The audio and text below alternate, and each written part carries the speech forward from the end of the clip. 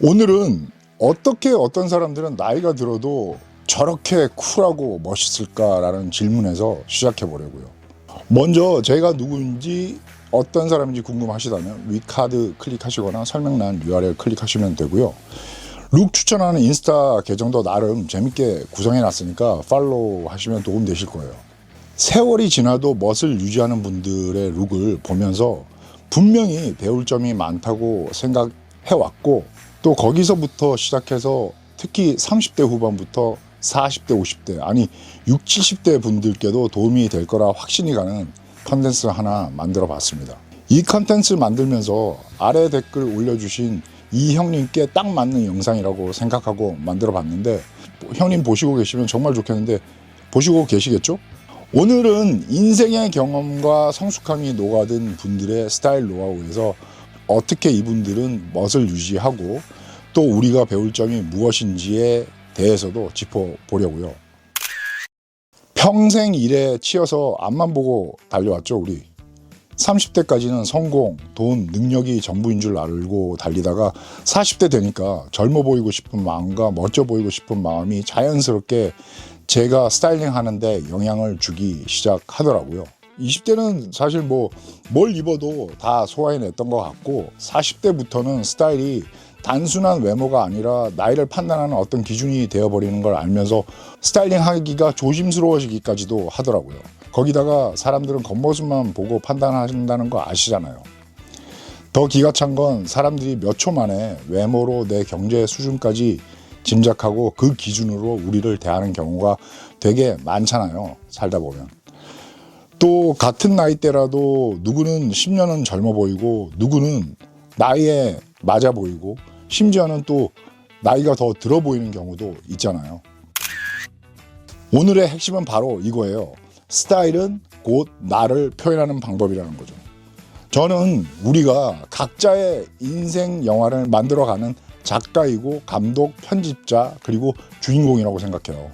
그리고 이 생각을 실제로 스타일링을 통해서 보여주는 분들을 이번 컨텐츠를 만들면서 찾아서 굉장히 뿌듯해요, 사실은. 그럼 이분들의 특별한 스타일과 인생 스토리 지금 바로 들어가겠습니다. 이 영상을 준비하면서 한 가지 확실하게 느낀 건, 오히려 젊은 세대는 자기 시간대의 트렌드에 반응하면서 비슷비슷한 스타일을 따라가는 경우가 많다는 거였어요. 근데 오늘 소개할 분들은 달라요.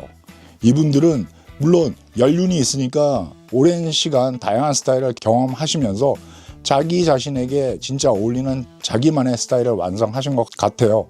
이분들의 룩을 보면 그냥 옷을 입는 게 아니라 각자의 개성이 그대로 녹아든 룩북, 작품 컷 같다는 느낌이 들더라고요. 자신만의 스타일을 찾고 그걸 묵묵히 지켜나가는 모습이 정말 멋있고 부럽게까지 느껴지더라고요. 삶의 경험에서 우러나오는 스타일, 아이콘에서 배울 점. 제가 찾은 스타일 고수분들의 패션에서 배울 점 두 가지를 정리해 봤는데, 첫째, 오래 입은 옷에서 묻어나는 멋. 시간이 지날수록 멋이 더해지는 옷들이 있잖아요. 예를 들면 생지 데님이 빈티지 매니아들에게서 사랑받는 이유도 비슷해요. 입을수록 자연스럽게 워싱되고 에이징되면서 뒷주머니의 지갑 자국까지 스타일의 일부가 되는 것처럼요.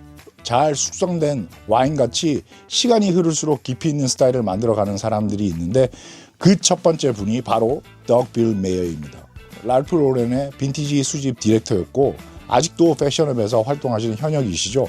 수수하지만 늘 멋스러운 스타일을 보여주시는 분인데, 저도 핀트레스트에서 이분을 찾게 됐는데, 이분의 내공이 그대로 묻어나는 자신의 캐릭터와 삶이 담긴 진짜 자기 스타일을 보여주시는데, 자기 패션 감과 경험을 믿고 만든 스타일이라서 그냥 단순하게 멋있다라고만 표현할 수 없는 다른 뭔가가 있어 보이는 그런 스타일이고 룩인 것 같아요.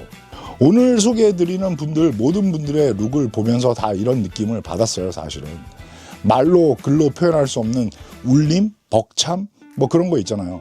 어쨌든 옆으로 잠시 샜는데, 이분이 빈티지 바잉을 시작했을 때는 지금처럼 인기가 없어서 말도 안 되는 좋은 아이템을 엄청난 가격에 쉽게 구할 수 있었다고 하시더라고요. 웃으시는 털보 아저씨, 제 눈에는 슈퍼마리오 캐릭터 닮으신 것 같은데요. 이분만의 확고한 스타일과 삶의 방식이 있어 보이는 룩. 그냥 보는 것만으로도 이분이 어떤 사람인지 느낄 수 있는 스타일이라서 너무 멋져 보여요. 여기까지가 첫 번째 분의 이야기고, 다음은 두 번째, 제이슨 줄스. 이분은 영국 분이시고 이스트 런던에서 태어나서 자랐고, 이분은 작가이고 예전에 아주 잠깐 패션 홍보 일을 하셨는데, 이분의 인터뷰를 읽다가 어떤 말이 확 와닿았고 오늘 제가 하고 싶은 이야기와도 연결이 될 것 같아서 인터뷰 내용을 말씀드리면서 얘기해 보려고요. 이분이 패션 홍보 일을 시작하고 몇 달 안에 주니어 임원이 될 정도로 잘 나가셨나 봐요. 근데 일을 하면서 깨달은 게, 나는 패션을 진짜로 좋아하는 게 아니구나. 패션 잡지를 보는 거, 뭘 만들어가는 창조 과정도 즐기고 좋았지만 패션이라는 산업 자체가 가지는 가치관이 자기 패션 가치관과 맞지 않다는 걸 알면서부터 자기는 패스트 패션과는 맞지 않는다는 걸 알게 됐다고 하시더라고요. 이분이 관심 있었던 건 패션을 만드는 문화였다고 하시는데, 저는 그래서 문화? 무슨 말씀이시지? 하고 저도 좀 찾아봤더니, 이분이 말하는 문화는 단순히 옷을 멋지게 입는 걸 넘어서 스타일이 만들어지는 배경, 옷을 통한 정체성 표현, 패션을 매개로 한 사람들과의 관계, 그리고 옷이 소비되는 방식, 지속 가능성 같은 거겠죠. 이렇게 다양한 관점에서 바라보는 패션 가치관과 업계에서 강조하는 트렌드나 소비 중심적인 흐름은 딱히 이분한테 와닿지도 않았고, 외모 지향주의와 깊이 없는 사람들과의 네트워킹 문화도 마음에 들지 않으셨대요. 게다가 옷이 너무 쉽게 소비되고 버려지는 현실도 옳지 않다고 느끼셨다고 하시는데, 그러니까 이분은 패션을 단순히 옷을 입는 것 이상으로 문화적인 맥락? 그래서 맥락? 문맥도 아니고 맥락? 그럼 무슨 말이지? 그래서 찾아봤더니, 즉 스타일은 그 당시 특정한 현상이나 개념이 속한 문화적인 배경이나 환경에 의해서 탄생되는 것이기 때문에 쉽게 사라져 버리는 것이 아니다라고 말씀하시는 것 같아요. 이게 이분의 포인트인 것 같아요. 제가 이해하기로는요. 쉽게 사라져 버리는 것이 아니다.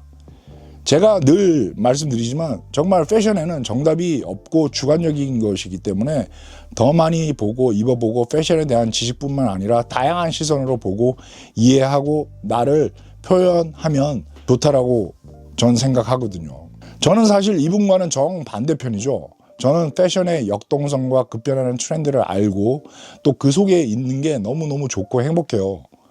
사람들이 옷을 스타일링하는 방법, 그리고 또 조합하는 방식, 창작하는 과정, 멋있는 화보 촬영, 멋진 서사시와 무대 세트 디자인, 그리고 심장이 마구마구 뛰는 역동적인 상황들이 완성시키는 종합 예술인 패션쇼를 보는 게 너무 좋아서 전 디자이너가 된 거거든요.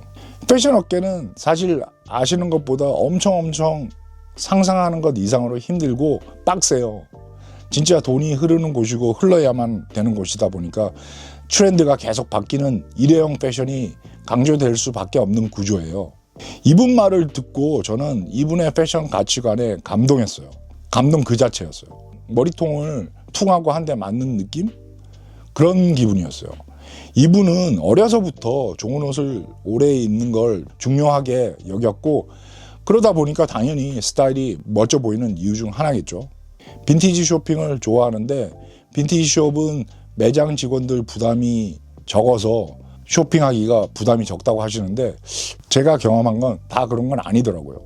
그리고 또 하나, 이분 큰 안경 있잖아요. 이게 단순한 패션이 아니라 필수라고 하시는데, 시력이 어릴 때부터 정말 안 좋고 컨택트 렌즈도 안 맞고 그래서 어릴 때부터 그냥 자연스럽게 이 큰 안경을 써온 게 이분의 트레이드 마크가 된 거죠. 제가 말하고 싶은 건 때론 정말 피할 수 없는 결점이 우리의 특징이 될 수도 있다는 거. 저는 이분이 자기의 단점을 자기의 특징으로 만들 수 있다는 걸 멋지게 증명하는 것 같아서 말씀드리는 거예요.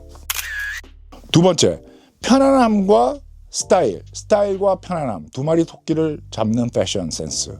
이분은 일본인 히로노부 님이에요.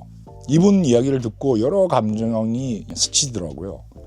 손주가 할아버지의 멋진 스타일을 남기고 싶어서 인스타그램에 사진을 올리기 시작했고 그렇게 자연스럽게 알려지게 됐다고 해요. 특히 손주 중 한 명이 할머니가 돌아가신 후에 할아버지 심심할까봐 더 자주 찾아가면서 매일매일 할아버지의 옷차림을 사진으로 기록하는 시리즈를 시작했는데 이게 점점 사람들에게 관심을 끌게 됐고 결정적인 전환점은 스튜디오 니콜슨의 크리에이티브 디렉터가 히로노부 이분께 옷을 선물하고 모델로 기용하면서 였다고 하는데 저는 뭐 이런 이벤트나 전환점 계기와는 상관없이 이 스토리 자체가 정말 멋진 인스타그램 페이지라고 생각을 해요.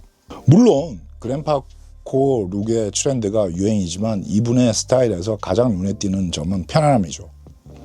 이분의 스타일은 일상 속에서 자연스럽게 녹아든 편안함이 핵심인 것 같아요. 이분 보시면 진짜 편안하면서도 스타일을 살릴 수 있는 이런 룩을 저도 꼭 한번 시도해보고 싶다는 생각이 들더라고요. 이분 룩을 보면서 제 옷장 한쪽을 어떻게 이번 봄부터 꾸며야 할지 결정하는데 엄청난 큰 도움이 됐거든요. 사실 지금 이런 종류의 오버사이즈 트렌드 유행이 가더라도 이런 핏의 연출은 일반적으로 나이 드신 형님분들 뿐만이 아니라 신체를 드러내지 않고 스타일링을 원하는 분들에게는 아주 좋은 방법이라고 생각 들어서 말씀드리는 거고 저는 이런 식의 옷들로 스타일링을 꼭 한번 도전해 보려고요. 자, 오늘 이렇게 고수분들의 스타일, 특히 이분들이 삶을 대하는 태도가 스타일에서 보여지는 게 너무 멋있고 제가 말로만 여태껏 말씀드렸던 것들을 사진으로 보여드릴 수 있는 기회가 돼서 정말 기분 좋은 컨텐츠 하나 건졌다고 생각해요. 40대, 50대, 60대를 넘어가면서 패션에 무관심해지기 쉬운 나이죠. 근데 오히려 이분들처럼 나이가 들수록 힘을 뺀 편안한 스타일이 더 신선하고 세련되게 느껴질 수도 있다는 걸 보셨잖아요. 그래서 전 우리만의 스타일을 가지고 있다라는 것만으로도 우리 삶의 활력소가 될 수 있다고 굳게 믿는 사람이고요. 항상 긍정적인 마인드로 여러분의 스타일을 만들어 가는데 오늘 영상이 도움됐으면 좋겠네요. 오늘도 마음에 드셨다면 어떻게 해야 되는지 아시죠? 구독과 좋아요, 댓글, 인스타 팔로우까지 부탁드립니다. 그럼 나 오늘도 피스 아웃!